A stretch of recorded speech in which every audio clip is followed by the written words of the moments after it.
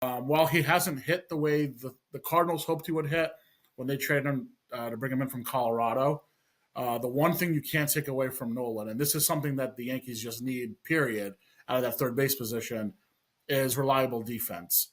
And Nolan is arguably one of the best defensive third basemen ever. And that's not an exaggeration. Ever. Especially him in his prime in Colorado was absolutely special. He's still a very good glove at third base. Strong arm, rangy. Whatever you get out of the bat, you get out of the bat. But obviously, he's not a bad hitter either. I mean, Nolan is a potential Hall of Fame third baseman. So I know he's getting up there in age, and it would be funny to kind of like bring the corner infielders from the Cardinals, end up starting for the Yankees a year later with the aging Goldschmidt and the aging Nolan. But I'm open to it. I would prefer Correa just because of he's younger. He's also had a really nice career in the postseason, and yeah, but he gets hurt. Could use a guy that he has some hurt. stones in the playoffs in the lineup.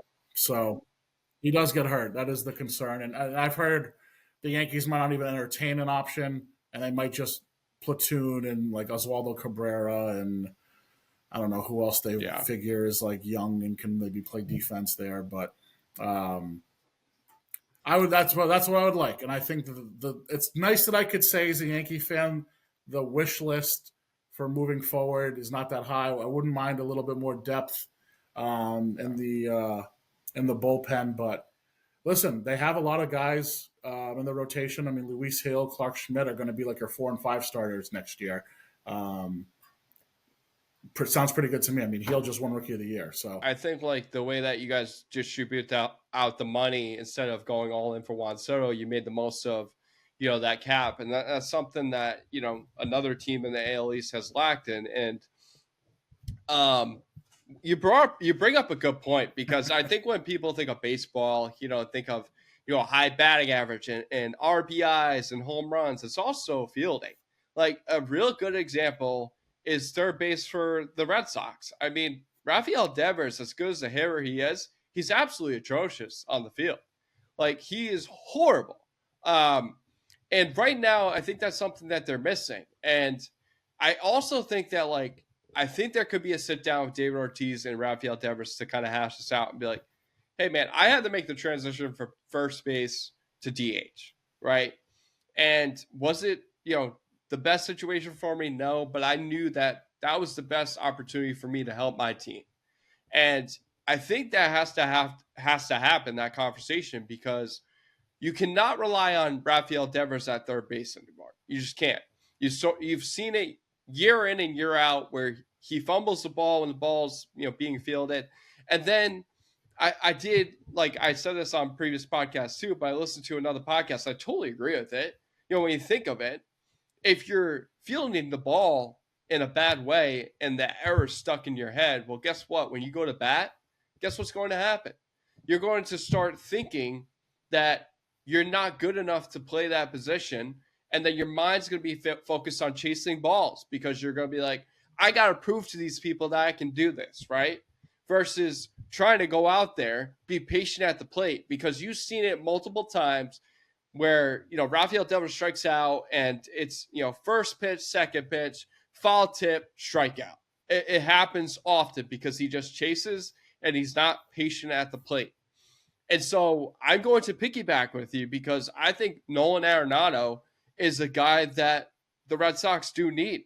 I think Alex Bregman would be a nice to have, but the issue is the price, because these, the Red Sox are too cheap. And just to run down, the salaries, and people laugh at it, because it's truly remarkable how stupid that they think the public is. Let's talk about where the Red Sox rank. They're 11th in baseball right now. 11th in baseball in total payroll. Allocations are involved here. So here's the main concept for me. Guess what? They took on bad contracts in the past. Guess what? They were cheap in the past because they had to take bad contracts. They also dished out money to Hanley Ramirez, Adrian Gonzalez, and Carl Crawford that didn't produce, and Pablo Sandoval. So they are facing a residual factor to this. But here's the matter of concept. They are $77 million on active payroll. $77 million, people. That is no lie. $77 million as a big market team currently constituted with their roster. And that's why they need to cash in right now. And if I was them, I would be going after Alex Bregman. I would be going after guys like Anthony Santander and have a bat in that lineup to protect Rafael Devers and Tristan Casas. So you got Roman Anthony and Christian Campbell, who you're banking on. Because guess what? These guys are young. They're young contracts. They're pre-arbitration contracts. You've got to make the most of that opportunity. And that's when you cash in. That's when you start making the most of those opportunities because you have the payroll to do it. Don't tell me that $188 million because of allocations, because you stunk in the past on delivering the concept of finances in the past. Now you have to build out because you're 11th team ranked in all baseball on allocations versus active players. Active players, $77 million. Let's wake up. Like that. That's crazy. Like that's not a big market team. That's not. So if they go out and get a guy, and this is the beauty of like Craig Breslow too. This is like the main concept. They went out and got Garrett Crochet, who's a strikeout pitcher. They were also in on Max Fried, who's a ground ball pitcher. They also signed Walker Buehler to a 1-year, $21.5 million contract. Well, guess what? Guess what Max Fried is versus Garrett Crochet and Walker Buehler. Walker Buehler and Garrett Crochet are a K high pitcher. They get strikeouts. Max Fried is a ground ball pitcher. And so since they didn't get Max Fried, this is why it's so stupid. Since they didn't get Max Fried, they're not focusing on defense because they feel like they have the pitchers in order to get strikeouts. So that's the mindset that they have right now. They tried dealing Tristan Casas and Masataka Yoshida to Seattle for Luis Castillo. That fall flat on their face because they asked Seattle to take 50% of Masataka Yoshida's contract, which you dished out $85 million, thank you, Chaim Bloom, to Masataka Yoshida. So it's just a spiral of ongoing concepts that just don't make sense. The $188 million in allocation versus $77 million active salaries. David Price's extension. They're probably still paying Manny. They're probably staying. The Dodgers, they had that trade, right? They're probably still paying Hanley. They're probably still paying Pablo on residuals. Yeah.